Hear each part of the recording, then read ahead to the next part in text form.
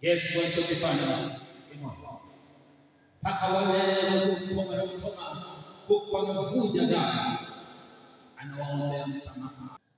Nenda ukamsamehe mume wako kwamba imetosha. Msamehe mke wako kwamba imetosha. Msamehe mzazi wako imetosha. Wasamehe watoto wako, ndugu zako, jamaa na marafiki na majirani kwamba imetosha. Msamaha unafungua lango la mbinguni. Ukisamehe hata ukiomba, Mungu anasikia. Bila kusamehe, maombi yanagonga ukuta. Omba uombavyo hutafanikiwa. Acha, maana duniani ndio maisha. Mpaka tutakapoondoka hapa duniani, kuchukia na kuchukiana hakutakwisha.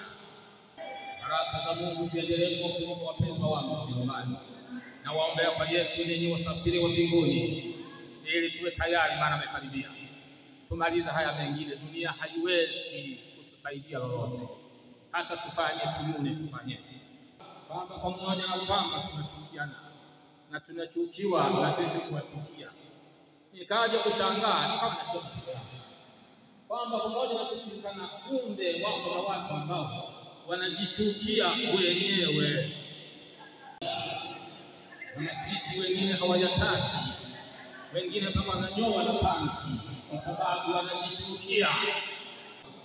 Pakua mzigo huo wa moyoni, utupe kwenye dampo. Cheka na yoyote, we cheka tu, waache, yatawakuta wenyewe.